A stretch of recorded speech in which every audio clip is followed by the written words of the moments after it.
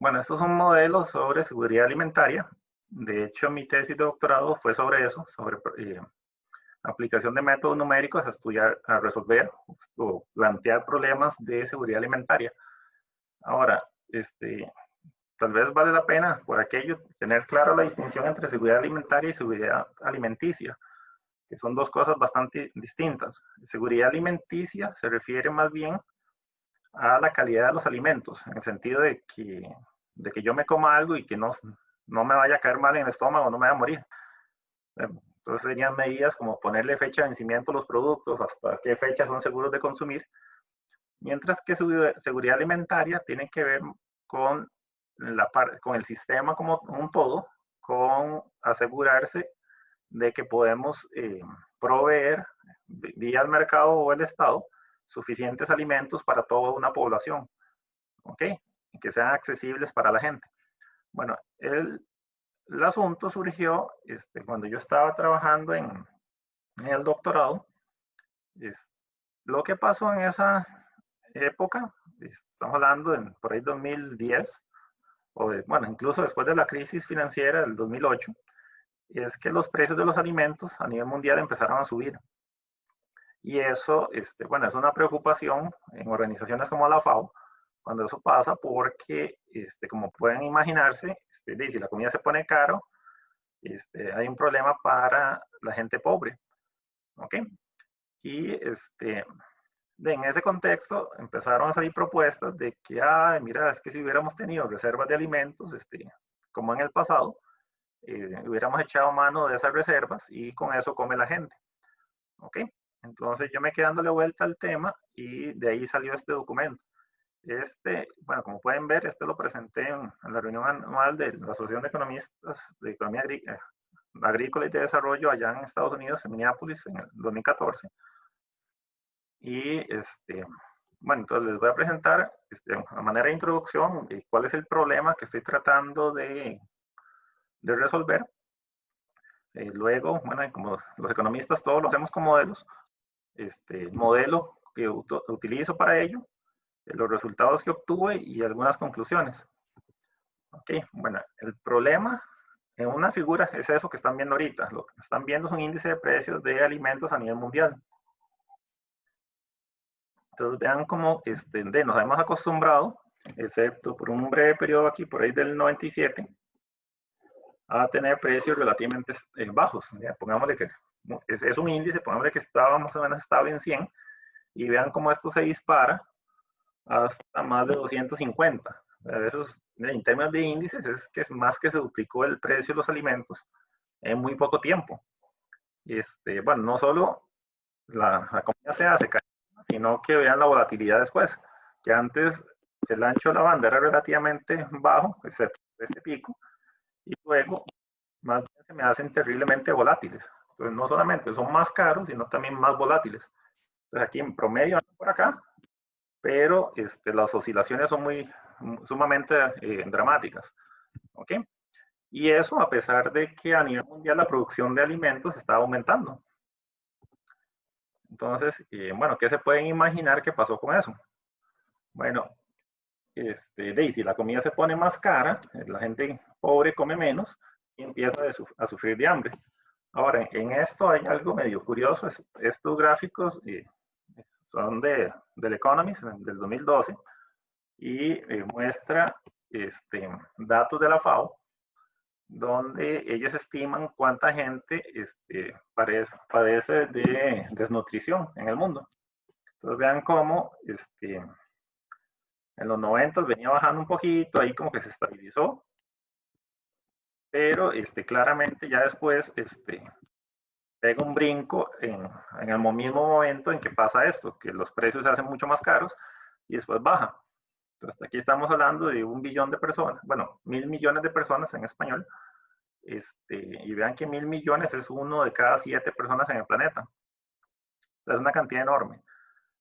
Ahora, en el reporte, eso fue en el reporte del 2010, en el reporte del 2012 la FAO cambia la metodología y ahora ya no ven ese pico, nada más ven como que eso viene bajando. Y ahí lo que hicieron fue una cosa rarísima, porque fue como tratar de medir esto, pero con respecto al ingreso permanente y no con respecto al ingreso corriente. Pero eso puede ser como medio extraño porque, si bien es cierto, en países desarrollados o para familias que tienen un cierto nivel de ingreso y de riqueza, un movimiento brusco en los alimentos en el precio de alimentos no hace que pasen hambre. Lo que va a hacer es que ajusten sus tenencias de ahorros para poder mantenerse comiendo lo necesario, y entonces ustedes no verían que tengan volatilidad en el consumo de alimentos. Pues la gente puede darse el lujo de pagarlos más caro antes que pasar hambre. Pero, bueno, a nivel mundial, la gente más pobre normalmente no tiene esos mecanismos para suavizar el consumo.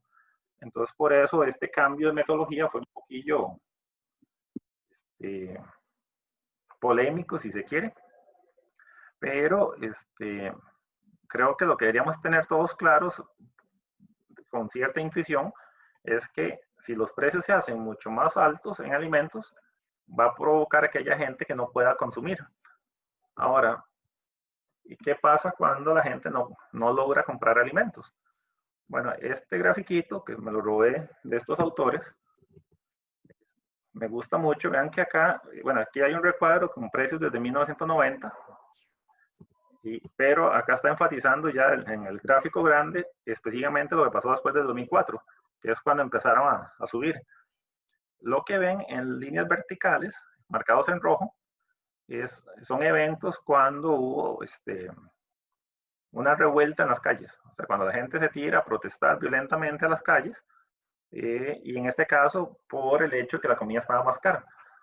La vean acá, cuando estaba acá era de solo un episodio de violencia en Burundi. El número en paréntesis representa cuánta gente murió durante las manifestaciones. Vean acá cómo en periodos de precios altos de alimentos, se disparan el número de protestas. Empiezan a bajar los precios, la gente se vuelve a calmar, se disparan otra vez y vean acá lo dramático que fueron estos picos acá, bueno, casos como Siria, Egipto, Libia, Tunisia, que igual tenemos que tener un poquillo cuidado porque normalmente en estos fenómenos sociales no hay una única causa que hace que la gente se tire a las calles a protestar. Recuerden que esto coincide con la primavera árabe, donde estaban reclamando otro poco de cosas, especialmente en términos de libertades políticas, pero no deja de ser una correlación muy interesante que a medida que los precios suben, la gente entra en un estado de ansiedad y está más propensa a recurrir a la violencia en las calles. Ok, bueno, entonces, como hacedores de política, tenemos que resolver este problema. ¿Y ahora qué hacemos? La comida está muy cara y encima el precio está muy volátil. ¿Qué hacemos para resolver este problema?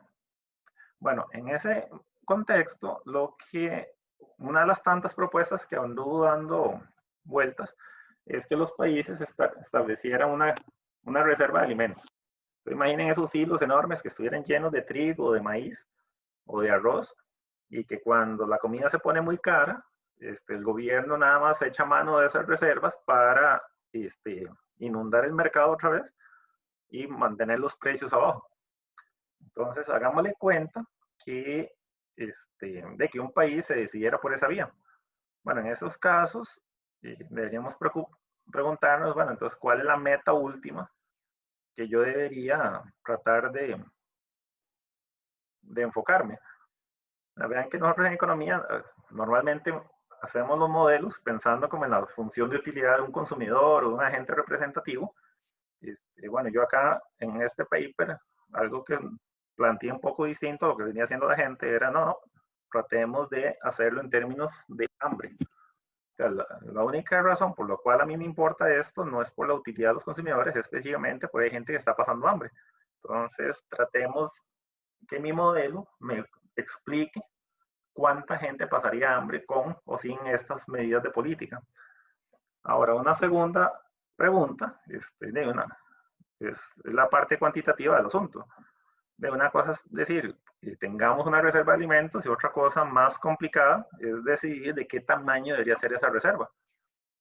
Vean que una reserva, si es sumamente grande, tendrá un costo de oportunidad enorme que a lo mejor no valga la pena incurrir. El otro, que para mí era como más trivial y no lo vi tan claro en la literatura en ese momento, es que vean que ustedes cuando ven que la comida se pone más cara y ya están anticipando que se va a mantener más cara, a algunos les dará por ir a comprar, no sé, a Price Mart ahí unos 40 latas de atún para tener en la casa, para tener su propia reserva de alimento, o de 2 sacos de arroz, pero de otra forma más sencilla es tener ahorros, ahorros en el sentido financiero, de tener alguna cuenta en el banco, y ustedes saben que si la comida se pone más cara, nada más retiran de esos ahorros.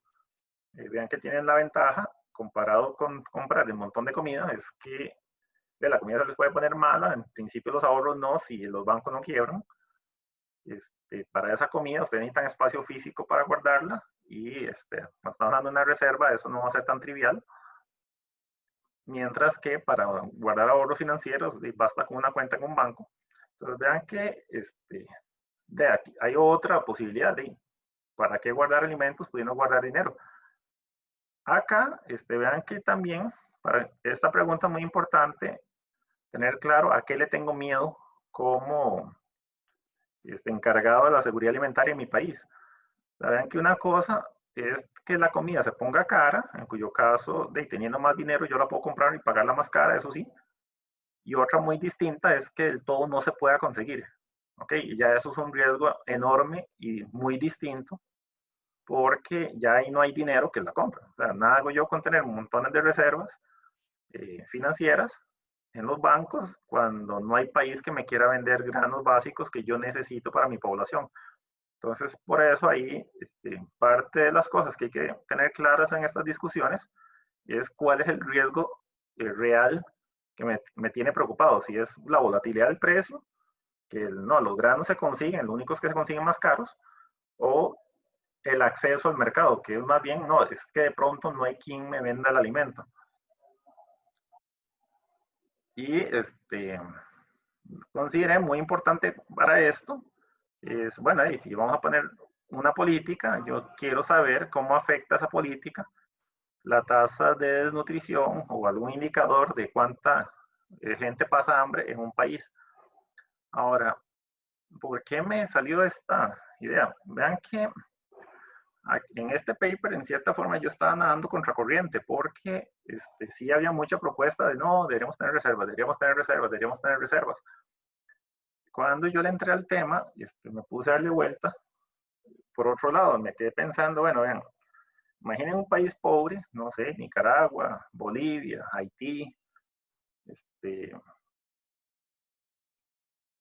Nigeria, algún país africano, donde ustedes quieren implementar esta política. Entonces, a mí me generaba cierta angustia pensar, bueno, ¿y cómo hago yo si yo fuera presidente de ese país para venderle a la gente la idea de que estoy construyendo una reserva de alimentos para tiempos de crisis cuando en mi país de rutina 40, 50% de la población pasa hambre, incluso en los años que no hay crisis? Entonces, para mí era como un poco difícil de justificar eso. ¿Cómo hago para decirle a la gente, vean, estoy guardando alimentos para una época de crisis, cuando al mismo tiempo ya tengo mucha gente pasando hambre, incluso cuando la economía está bien? ¿Ok? Entonces, vean que la motivación para tener una reserva de granos es bastante sencilla.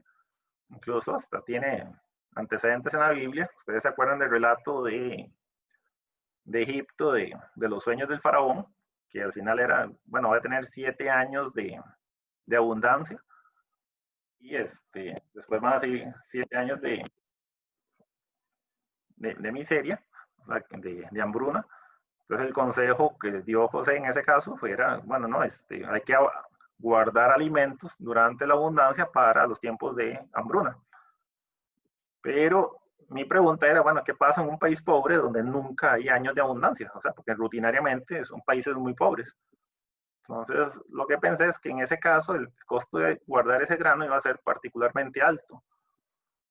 Entonces, para contestar esto de alguna forma un poco más aterrizada, pensé que un modelo tenía que cuantificar en cuánto aumenta el nivel de hambre por culpa de una crisis de estas, de que el precio subió, y en qué medida una reserva efectivamente iba a aliviar ese aumento y a qué costo iba a incurrir eso. O sea, ven que la reserva no era el maná del cielo que cayó ahí y qué dicha, sino que de alguien tiene que pagar por esas reservas.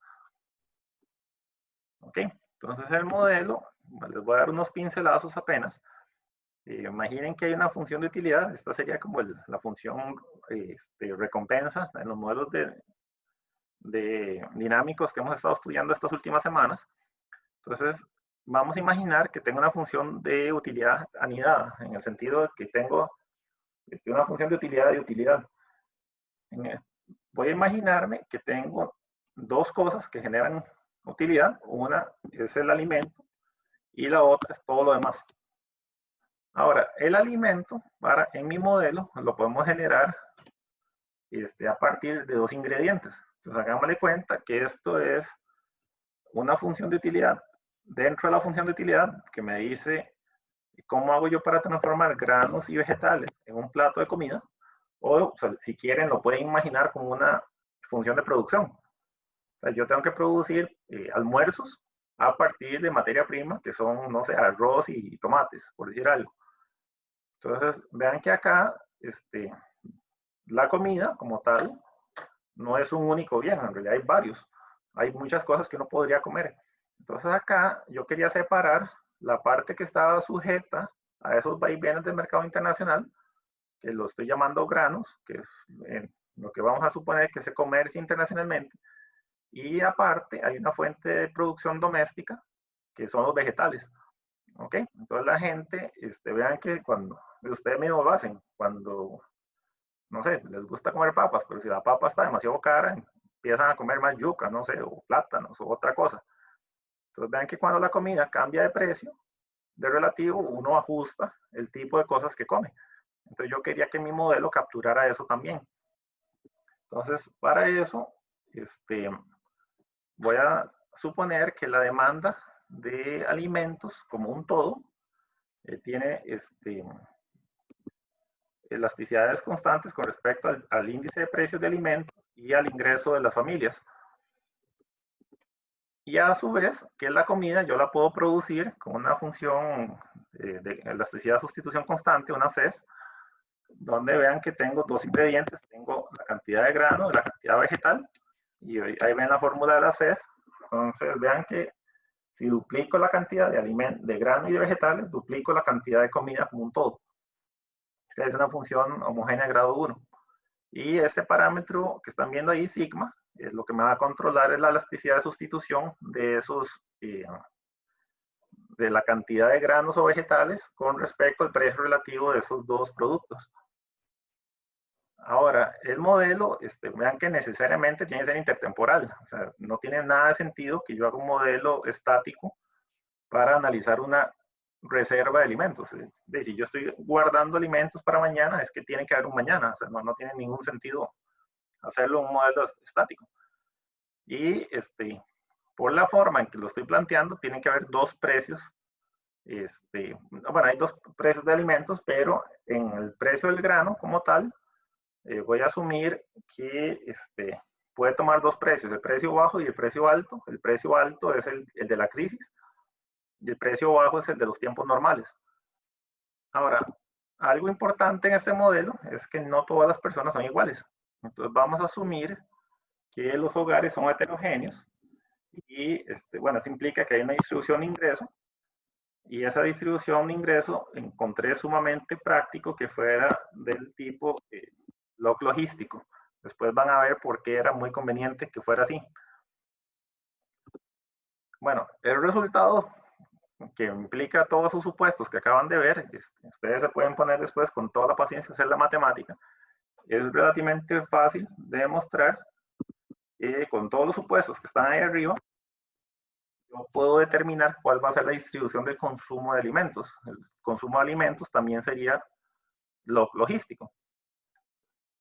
¿Ok?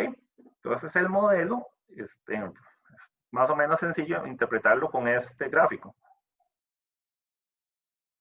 Vean, esos son dos distribuciones, la azul y la roja. Y vean primero la distribución en azul. O sea, lo que tengo en el eje horizontal es la cantidad de comida que come la gente. La idea acá es que hay un nivel mínimo C minúscula, que yo voy a decir, bueno, alguien que consume menos que esta cantidad de alimento está pasando hambre. Esa raya vertical es el mínimo necesario para estar saludable, por llamarlo de alguna forma. Por encima de eso, bueno, son glotones, lo que quieran, pero voy a contar como alguien que pasa hambre, cualquier persona que caiga por debajo de esta línea. Vean que el concepto es muy similar a la forma que se mide la pobreza. O sea, uno define cuál es la línea de pobreza y cualquier hogar que tenga un ingreso menor que esa línea, yo digo que es un hogar pobre. Bueno, acá estoy haciendo algo muy parecido, solo que en términos del consumo mismo de alimentos. Ahora, la línea azul o la distribución en azul, vean que lo que está sombreado en azul sería la proporción de la población que estaría pasando hambre incluso cuando la comida ya era barata o que estaba en su precio usual. Ahora, de pronto se viene una crisis. Bueno, la crisis va a hacer que la comida se haga más cara. Esta fórmula que está acá me permite obtener esta distribución de la densidad de cuánta gente pasa hambre en función del nivel de precios de los alimentos. Esa P mayúscula están viendo ahí. Entonces, la idea es que de pronto el alimento importado se hace mucho más caro, el precio como índice aumenta, y por lo que ustedes ven en esta fórmula, lo que va a hacer es que se me contrae el consumo de alimentos y la distribución se me mueve hacia la izquierda. Entonces, vean que toda esta gente que está acá, en rojo, antes estaba por encima de la línea mínima de nutrición, por llamarlo de una forma. Entonces yo podría pensar en B, toda esa zona B, como la gente que la crisis indujo a caer en hambre o en pobreza, como lo quieran ver. ¿Okay? Entonces, mi reserva de alimentos la voy a evaluar en esos términos. ¿Cómo hago yo una política que minimice el tamaño de B? O sea, yo no quiero la utilidad promedio de la población, entiéndase, no me interesa para nada la media de la distribución. No, a mí no me importa si la gente está comiendo 2 o 3 C, a mí lo que me interesa es que la gente por lo menos esté comiendo C. Entonces, por eso no me sirve un modelo de agente homogéneo. Por eso lo estoy haciendo como agente heterogéneo. ¿Ok? Ahora, en esta fórmula pues, están viendo varias cosas. Por encimita les voy a contar de qué depende. Bueno, pi es el famoso número pi, 314, la función trigonométrica seno. Esta g que ven por acá se refiere al coeficiente de Gini de la distribución y o la medida de desigualdad de la distribución de la riqueza. P se refiere al índice de precios de los alimentos y Y se refiere al ingreso per cápita del país. ¿Ok? Y los demás parámetros son de los parámetros que vimos en las funciones de utilidad, que son elasticidades más que todo. ¿Ok?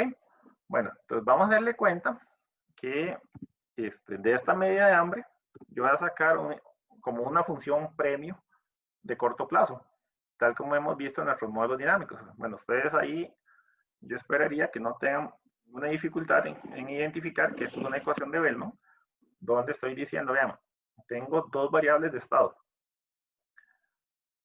Bueno, ahorita vamos a ver lo de las variables de estado. Tengo una variable de premio. Ese premio posiblemente está asociado con el hambre, todo el cuento. Y es lo que está marcado en verde. Ahora, lo puedo hacer en términos de bienestar, nada más como para tener un paralelo de qué dice esto en función de la función de utilidad y más bien la medida que a mí me interesa más, que es el hambre. Entonces, vamos a evaluar el modelo con dos medidas alternativas de la función que está acá. Ahora, esa función va a depender de tau, que es la variable que estoy escogiendo y ahorita les cuento qué es, y del precio de los granos, que es lo que estamos suponiendo que está cambiando en términos cuando hay una crisis. Ahora, la variable política va a ser un impuesto sobre las importaciones de grano. Ok, ustedes van a decir, pero si esta gente tiene hambre, ¿por qué voy a meterle un impuesto? Bueno, el asunto es que ese impuesto bien podría ser un subsidio. Ok, entonces Estado no necesariamente es positivo, también podría ser negativo, en cuyo caso significa que yo estoy subsidiando el precio de las importaciones de grano y que para financiarlo lo que voy a hacer es vender de las reservas que tiene el Estado en sus hilos. ¿Ok? Y las variables de estado, bueno, son dos. Una es cuánto grano tengo en stock al inicio del periodo y cuál es el precio internacional de esas importaciones de grano en este momento. ¿Ok? Entonces, la gracia acá es que va a haber una recaudación tributaria, que es esto que está aquí.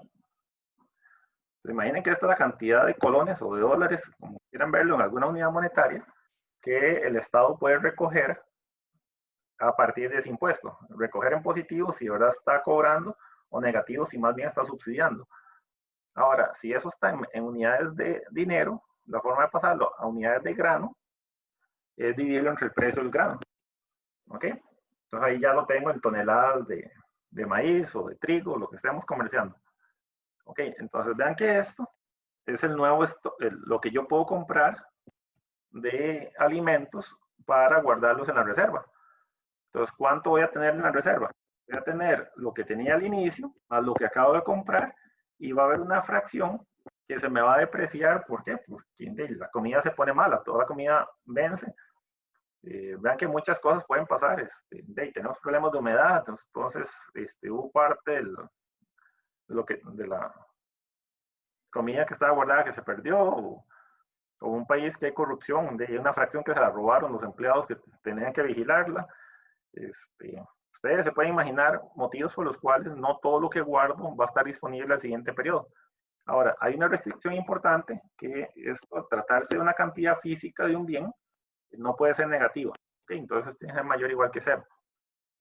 Y la otra restricción, o transición, para la otra variable, se refiere al precio del grano. Bueno, voy a suponer que sigue una cadena Markov donde la probabilidad de que mañana sea el precio J, dado que ahorita está en el precio I, sea I y J. Entonces ahí lo que va a tener es una matriz de transición de Markov. ¿Ok? Entonces, ¿cuál es el mecanismo que estamos haciendo acá para estabilizar el mercado? La gracia, la intuición es cuando la comida está cara, ese TAO va a ser negativo. ¿Entiendes? Yo voy a subsidiar, pero el Estado, de alguna parte, tiene que sacar los recursos para hacerlo.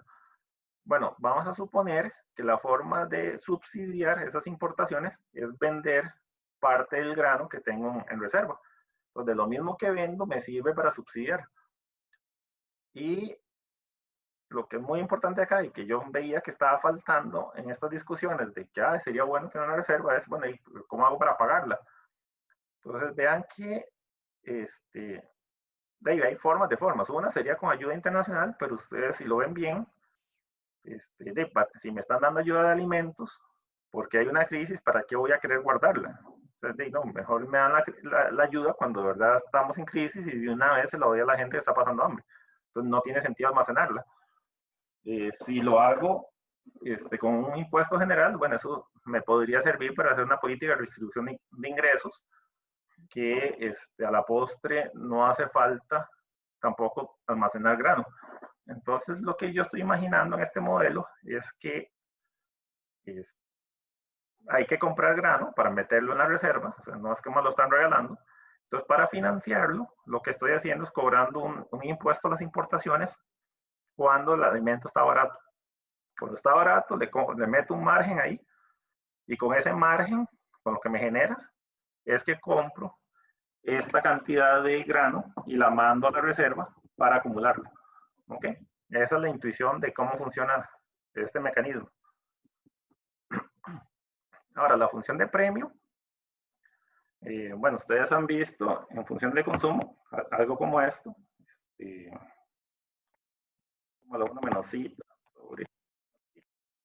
Bueno, pero acá en realidad lo que yo quiero no es tanto el consumo, es lo que me genera satisfacción a mí en este modelo, no es el consumo per se, sino la proporción de gente que no pasa hambre. Entonces, si recuerdan, gamma es la proporción que sí tiene hambre, entonces voy a poner 1 menos gamma, menos rho, en este caso, estoy llamando rho parámetro, 1 menos rho, ¿ok? Entonces es una función de elasticidad, ¿no? ¿Cómo se llama? De aversión relativa al riesgo constante, ¿ok? Ahora, la otra es que lo haga contra la sumatoria de las utilidades de toda la población. Entonces, esto me está indicando una suma y es como que yo calculara la integral de la función de utilidad de toda la población y esa es mi medida de bienestar y le aplico exactamente la misma transformación. ¿Ok? Pero en realidad lo que más me interesa es esta métrica para el problema. Ahora, bueno, ya tengo el modelo especificado, ya tengo la función de premio, vamos a suponer que es esta que está aquí arriba, ya tengo las funciones de transición que están por acá. ¿De qué me está faltando? Me está faltando ponerle números a las cosas. Bueno, el modelo, se puede imaginar, no es estimado en el sentido econométrico, sino que es calibrado en el sentido que yo escojo parámetros que sean realistas para describir ciertas cosas. Entonces, una cosa que hice fue, bueno, el modelo ya teórico ya existe, o ya lo tengo acá, tengo que resolverlo, ¿de dónde agarro los parámetros? Entonces, para que fuera lo más aplicado posible, lo que hice fue tratar de calibrar la situación de Haití. Porque de Haití es un país bastante pobre donde una crisis de esta es sumamente grave. Ahora, como parámetros de referencia encontré que la tasa de hambre en 2011, que era un año relativamente bueno, andaba en 44.5%. Entonces, 44.5% de los hogares en Haití en 2011 estaban comiendo menos de la recomendación diaria que se recomendaba para las personas. Ahora, encontré que cerca del 70% de los cereales que consumían eran importados. Y más o menos que el precio promedio de esos granos durante la crisis aumentó un 85%. Entonces, eso lo voy a tomar para calibrar esos parámetros en el modelo. Ahora, tal vez un poquito de contexto histórico. Bueno, vean que lo que les enseñé al inicio de la presentación, entre diciembre del 2007 y marzo del 2008, el precio del arroz se duplicó. Muchos precios de alimentos subieron, pero en particular el del arroz. Y bueno, se duplicó. La gente obviamente no estaba así como que muy contenta con eso. Entonces ya para abril del 2008, en Puerto Príncipe, la capital de Haití, ya habían protestas en la calle. De hecho, ustedes pueden ver aquí una foto de esas mismísimas protestas. Y ya para el 12 de abril de ese mismo año, ya habían básicamente derrocado al primer ministro de Haití. O sea, a ese nivel de inestabilidad social puede llegar un país en una crisis de estas.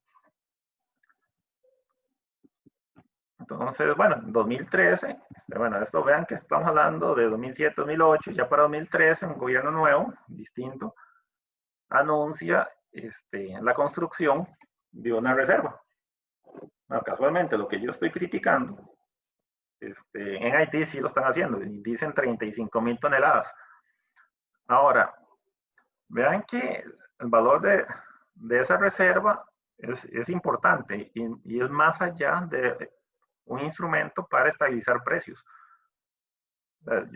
En este documento yo lo que estoy criticando es el uso de esas instalaciones para estabilizar precios, porque van a ver en los resultados es completamente inútil. Pero sí tiene un valor mucho más importante, más allá de estabilizar precios, en el sentido de que de un país pobre, donde no tienen lugar para guardar los alimentos en el corto plazo, hace que mucha de la producción se pudra antes de llegar al mercado. Entonces, tener instalaciones adecuadas para procesarlos y almacenarlos periodos cortos tiene un valor importantísimo. Pero acá quiero nada más que nos centremos en el papel de esa reserva como instrumento de estabilización de precios. Ok, vean que allá por 2013, cuando esto empezó, el primer ministro lo puso clarito cuál era el objetivo. Vean que dice que la construcción de esta reserva estratégica refleja el deseo de mi gobierno de promover la producción nacional de alimentos, estabilizar precios de mercado y combatir la inseguridad alimentaria. Y vean que incluso la meta es la lucha contra el hambre y la pobreza extrema en Haití. Entonces vean que ya tenemos un problema serio identificado, que es la inestabilidad de los alimentos, una propuesta de política, que es la construcción de riqueza, de almacenamiento para alimentos, y 3, tenemos un país que efectivamente lo está haciendo. Ahora, ya tenemos Haití, bueno, ahora ustedes saben de métodos numéricos, llevo un semestre entero escuchándome sobre eso, y no les voy a dar todos los pormenores de cómo lo hice, pero sí las líneas básicas, y ustedes ya lo van a entender. Bueno, para resolverlo, es una ecuación de Bellman, sospecharán que lo que hice fue usar el método de colocación. Cuando hice esto, todavía estaba usando el CompiCom original, el de MATLAB. Hay una función llamada dpsolve ahí que hace esto. Esto fue antes de que yo me pusiera a pasar todo ese código de MATLAB a Python, que es el que estoy usando para el curso.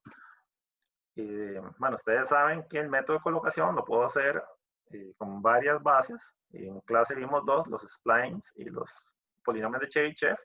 En este caso lo hice con polinomios de Chebyshev usando 12 nodos para la variable de estado continuo, que era ST. Y recuerden que había una discreta, que era el precio del alimento importado. Entonces eso lo hice discreto, poniéndole dos posibles valores.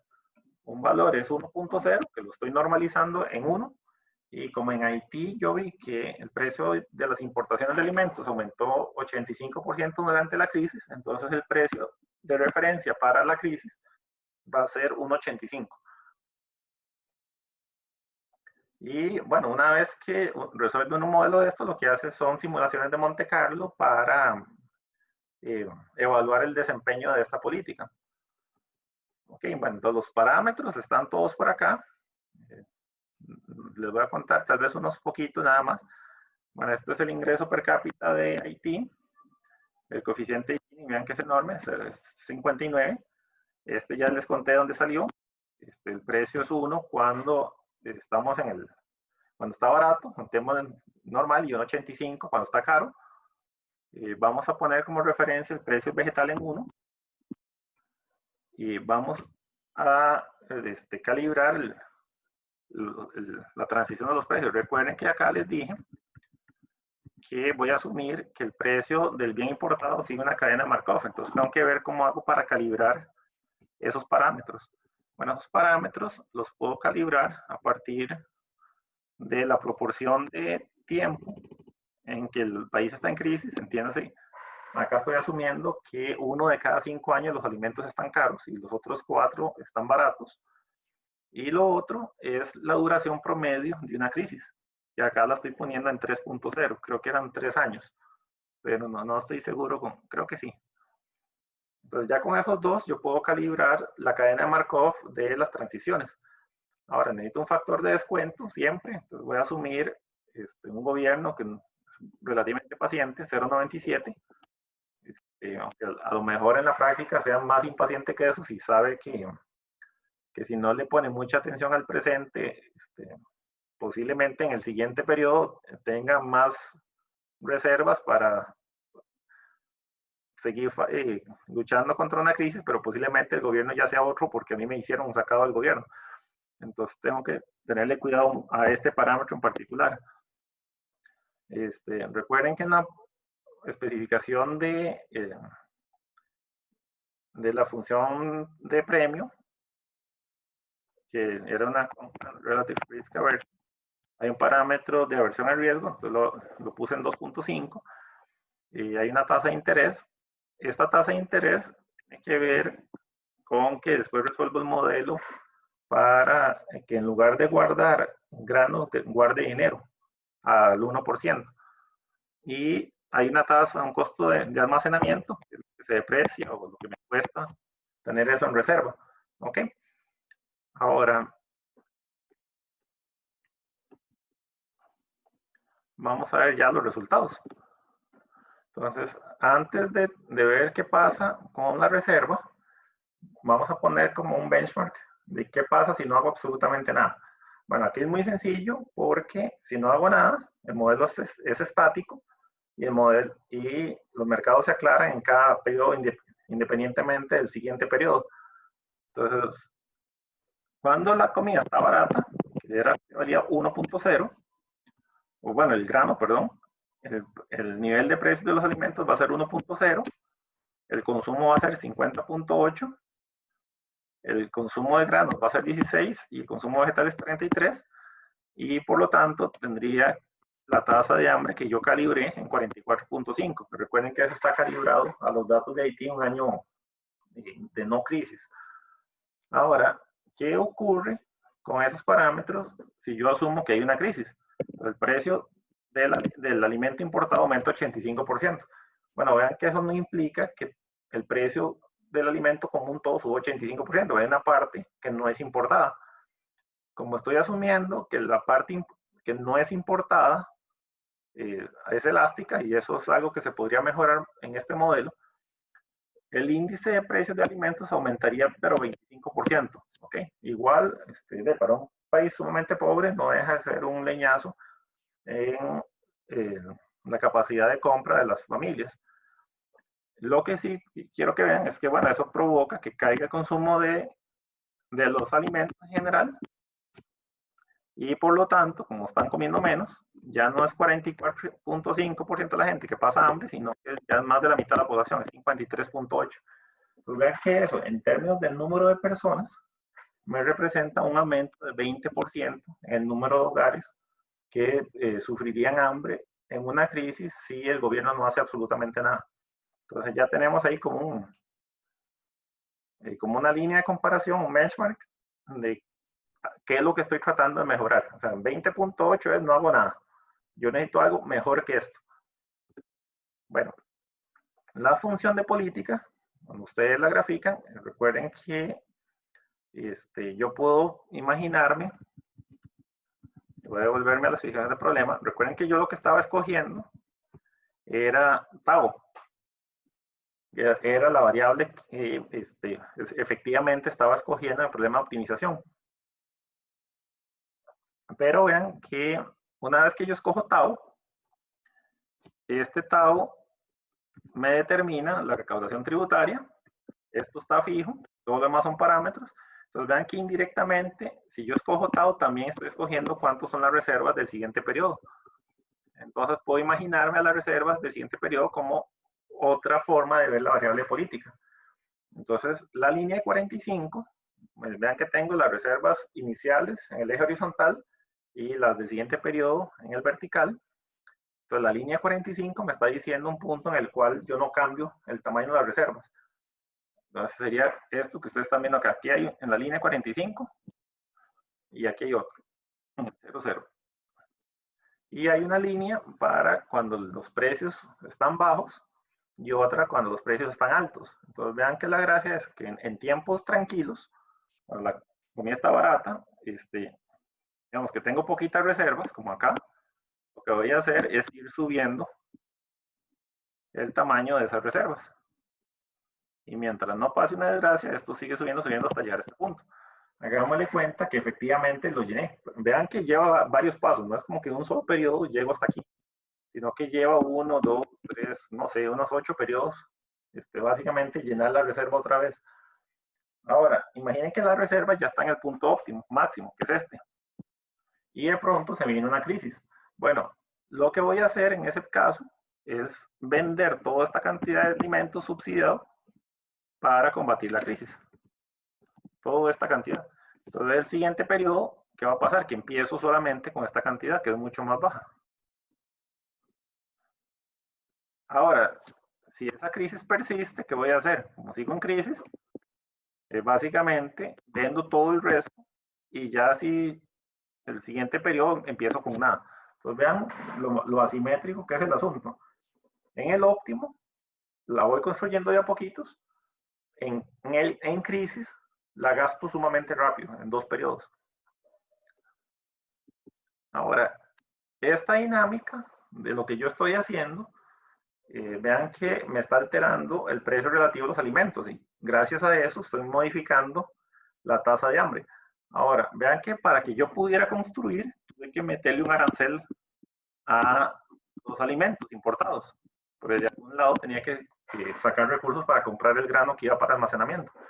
Entonces, como es de esperar, comparado con no hacer nada, ese es el costo de esta política. Tengo que incrementar la tasa de hambre porque estoy cobrando un impuesto a un alimento para poder financiar la construcción de la reserva. Ahora, ¿qué gano con eso? Bueno, que cuando tengo una reserva, con eso yo puedo subsidiar el precio del alimento y bajar la tasa de hambre.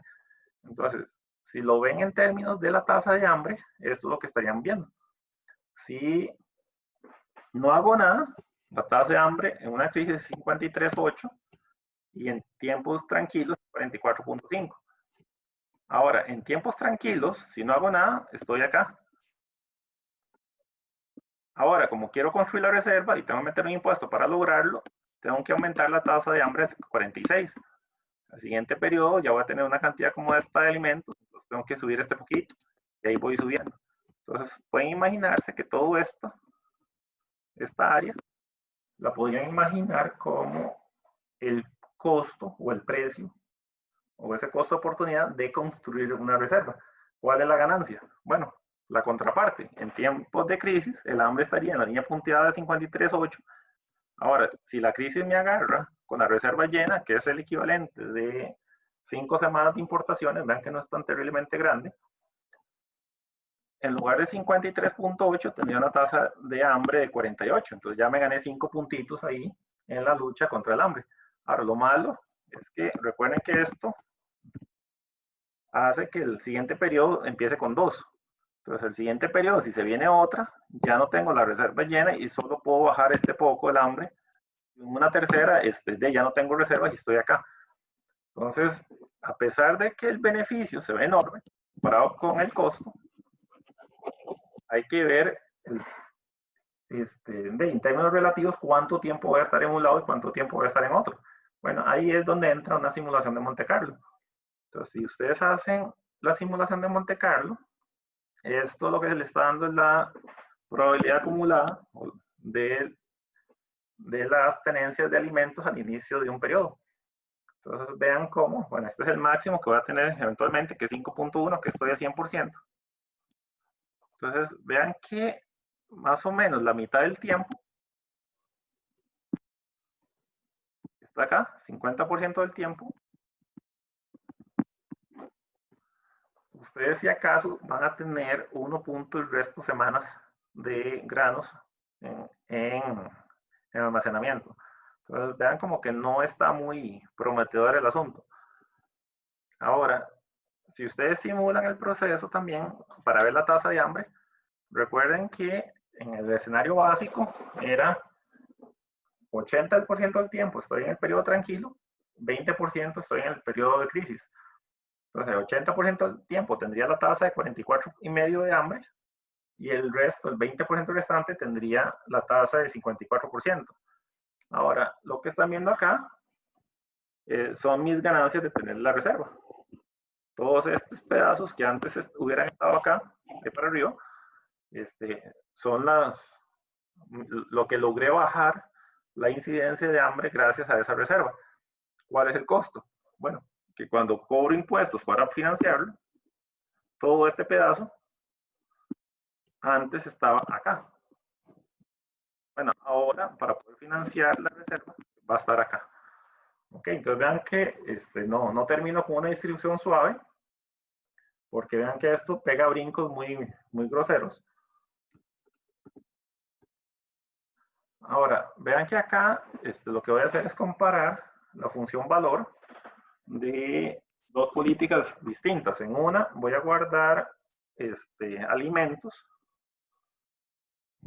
o granos en azul y la otra guardo dinero, depósitos. Bueno, por la forma en que están calibrados estos parámetros, pareciera que la función valor es más alta cuando tengo grano, no cuando están depósitos, pero vean que la diferencia es relativamente pequeña y está susceptible a cambios por lo que yo estoy asumiendo con la tasa de interés, porque ven que la tasa de interés que estoy usando es bastante baja. A lo mejor, si la tasa de interés fuera más alta, me resulte más provechoso el asunto de tener dinero en lugar de un grano. ¿Okay? Vean que el dinero acá, para esta crisis, tiene una ventaja y una desventaja. Bueno, tiene varias, pero vean que el dinero, para guardarlo, yo no incurro en un costo de guardarlo. Cuando guardo granos, incurro en el costo de almacenamiento del grano. Pero, el gran pero, es que cuando yo necesito el grano que guardé, una unidad de grano ayer es todavía una unidad de grano hoy. Mientras que el depósito, si yo guardé 100 colones hoy, eso me alcanzaba para comprar 100 unidades de grano hoy, pero cuando yo ocupo ese dinero que es en crisis, ya no me alcanza para comprar 100 unidades de grano, ahora solo me alcanza para comprar 54, por decir algo. Entonces vean cómo ese dinero, en términos de unidad monetaria, sí, siempre tiene una ganancia, pero en términos de su poder de compra, en tiempos de crisis va a bajar. Entonces, si ustedes comparan esos efectos, van a ver que son muy parecidos los dos instrumentos. Lo único es que vean que no estoy considerando por ninguna parte el costo de la construcción física de los hilos. O sea, vean que armar una cuenta bancaria es muy barato, relativamente con ponerse a construir esas estructuras enormes donde guardar los granos. ¿Ok? Entonces, es algo ahí que tomar en cuenta. Ahora, alternativas a hacer la reserva. Bueno, vean que el problema de Haití es que es un país sumamente pobre. Entonces, yo quería ver qué representa la protección de la política de reservas comparado con la distribución de ingresos. Entonces, acá tengo el ingreso per cápita de Haití, anda en 114.9 en ese momento, y esto era la tasa de hambre en una crisis y un periodo tranquilo, cuando y vean, cuando no hacía nada. Ahora, si yo tenía la mejor crisis, vean que en el modelo la mejor crisis se refiere a tener una crisis cuando la reserva estaba llena. Bueno, en esos casos la tasa de hambre yo la podía bajar hasta 48.1. Bueno, ese nivel de protección social que me genera la reserva, la puede generar el país si el ingreso per cápita aumentara de 114 a 131.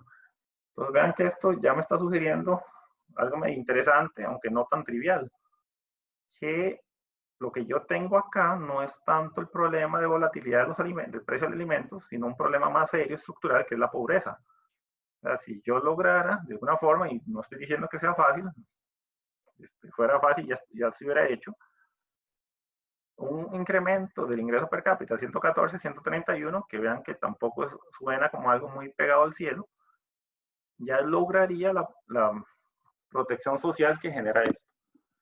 Ahora, ustedes podrían criticar que, de que el modelo asume una tarifa para financiar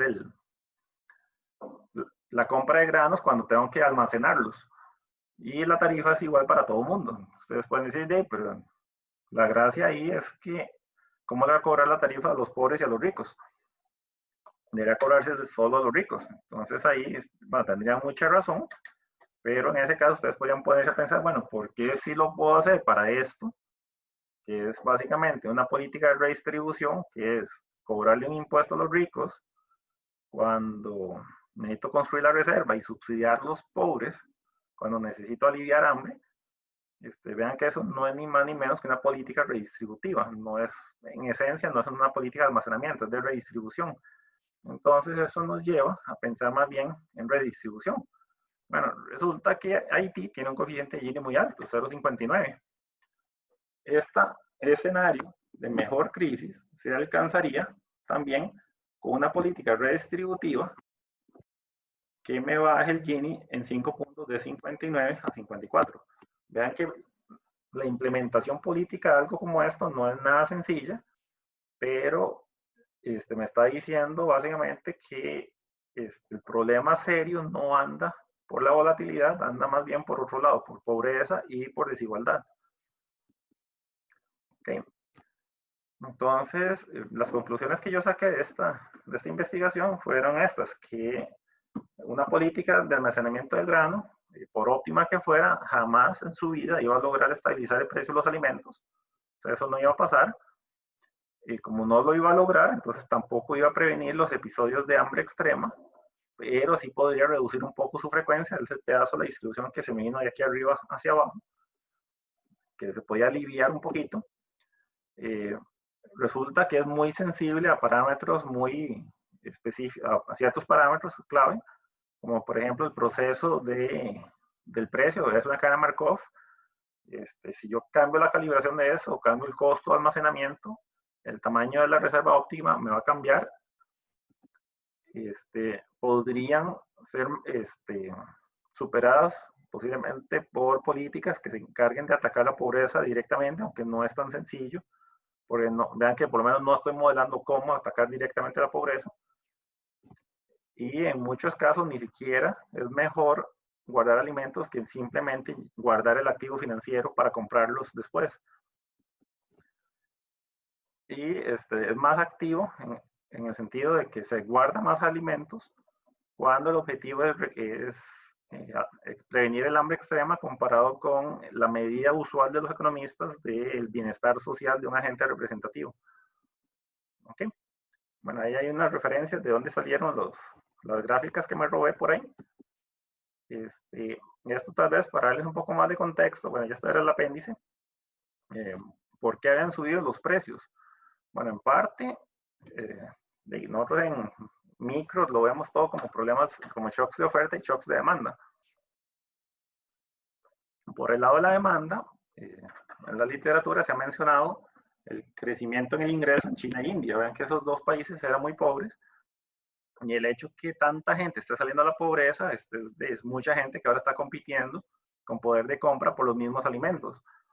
Si la oferta no mantiene el paso, eso es una presión al alza en esos precios. Ahora, esto es muy importante porque todo el tiempo se sigue viendo por ahí. Incluso ustedes habrán escuchado Recope que sigue con la necesidad de que hagamos etanol y todo el cuento. Posiblemente no es la política verde más conveniente que uno se le pueda ocurrir, porque vean que lo que estoy haciendo antes usaba petróleo, ahora estoy deforestando y usando áreas de cultivo, en lugar de para alimentar gente, es para alimentar motores de combustión interna. Eso genera una distorsión enorme en Estados Unidos y en Europa ya, y hace que los precios sean mucho más sensibles a estas cosas. De hecho, el segundo capítulo de mi tesis exploraba mucho esta parte, y lo que yo encontraba es que era más fácil, de todos los factores, el que era más fácil de calibrar para explicar por qué ahora hay más volatilidad en los alimentos, andaba por el asunto de promover el uso de alimentos, en esencia alimentos, para producir biocombustibles. Acá, por el lado de la demanda, esto es una respuesta a esto. Los países exportadores, cuando vieron que la comida se estaba poniendo más cara, y que de pronto como que está escaseando, ¿qué hacen los importadores? Bueno, empiezan a importar en otros lugares y vean que ustedes les puede pasar lo que vimos al inicio de la epidemia del COVID, que de pronto nadie sabe por qué, pero todo el mundo estaba comprando papel higiénico por prevención. Y racional o irracionalmente, lo de menos, el efecto fue que la gente le dio por acaparar papel higiénico. Bueno, vean que si ustedes empiezan a sospechar que ustedes son la autoridad máxima en un país, que es un importador neto de alimentos y creen que van a empezar a escasear en el mercado internacional, tiene un incentivo enorme a seguir importando y importar más de la cuenta para tener ahí una buchaquita para prevenir durante el tiempo que el mercado esté en problemas. Pero vean que esas importaciones adicionales generan una dinámica interesante, porque si los países importan más de la cuenta, a los exportadores se les gasta más de la cuenta lo que tenían para exportar y ya no les alcanza para su propia población. Entonces, muchos de ellos acuden a poner restricciones, unas cuotas de cuánto es lo máximo que se puede exportar, y eso le mete más miedo al mercado, a los importadores, pues mira, pues ya tal país no va a exportar. Entonces se van a buscar otros mercados y esto genera un caos que no se imaginan. Y por último, bueno, se citaba que también, lo que pueden imaginar, que cuando los precios se hacen volátiles, hay gente que le dan en el mercado financiero por empezar a especular con los futuros y le mete aún más ruido a esos precios. Ahora, por el lado de la oferta, se ha mencionado que el precio del petróleo había estado subiendo y eso aumenta ciertos costos de producción, que el nivel de reservas de granos estaba en un nivel particularmente bajo, que hubo ciertos eventos catastróficos en el clima, por ejemplo, sequías en Australia, por ejemplo, que afectaron enormemente la producción de trigo, y que en los últimos años ha ido disminuyendo la productividad y el esfuerzo de investigación y desarrollo en agricultura. Ahora, esto es un modelo Mickey Mouse econométrico que hice para justificar la especificación que hice. Recuerden que yo asumí que, bueno, les di una distribución ahí, lo más bonita, logística, algo como esto, y decía, bueno, esto es B, o sea, el fundamento es completamente teórico. Lo que hice fue calibrar eso con datos de ECOWAS, esto es países del oeste de África. Y vean que acá lo que tengo es la parte de consumo de alimentos y cuánto de la gente pasa a desnutrición, tomando como referencia este 100 como la cantidad necesaria para estar bien. Vean que mis estimaciones, que son las rayitas que van ajustadas por país, esto es un ajuste por panel, anda muy cercano a las estimaciones de la FAO con respecto a estos índices de desnutrición a los países. Entonces, por lo menos la metodología anda razonablemente cercana a las mejores prácticas de medición de estas cosas a nivel internacional. Esto es con ECOWAS, esto es con países del sudeste asiático. Y bueno, yo les mencioné que los resultados son muy sensibles a ciertos parámetros. Entonces, por ahí estuve experimentando, mantenía el escenario base, que ya se los enseñé. Bueno, esto ustedes lo reconocerán como que es la típica última filmina de los ejemplos que les he estado dando, de ya tengo el modelo resuelto, ahora cambiamos un numerito acá, cambiamos uno por acá. Bueno, yo consideré 4 escenarios. Uno, tener un gobierno más averso al riesgo. Otro, que yo espero que las crisis ya duren un año entero en lugar de 3 trimestres. Otro, donde el costo de almacenar alimentos es más alto, es 5% del alimento en lugar de 2.5%. Y otro, que la crisis es menos severa, o sea, que en lugar de 85% de aumento en el precio de los granos importados es solamente 60%. Bueno, acá están algunos resultados que no los voy a obligar a hacerse un examen de la vista en este momento, viendo esos numeritos tan pequeños, están ahí a disposición si los quisieran ver. Nada más quería ilustrarles esto de la dinámica de los precios. O sea, estos son precios del arroz. Y vean acá, están señalados algunos eventos importantes, por ejemplo, India y Vietnam le ponen restricción a las importaciones, Egipto restringe importaciones, Arabia Saudita subsidia las importaciones. Entonces vean que todo esto está haciendo presión para que el precio suba. Incluso vean acá cómo India, Vietnam, China y Camboya imponen restricciones a las exportaciones más severas y todo esto hace que el precio del arroz se dispare. ¿Cuándo se revierte el asunto? En un momento en que hay una cosecha récord y Japón le permite reexportar arroz. Entonces, con esa reexportación, se pierde un poco de miedo. Entonces, vean que empieza a bajar el precio. Entonces, ya Camboya quita sus restricciones que había de exportación. Egipto hace lo mismo.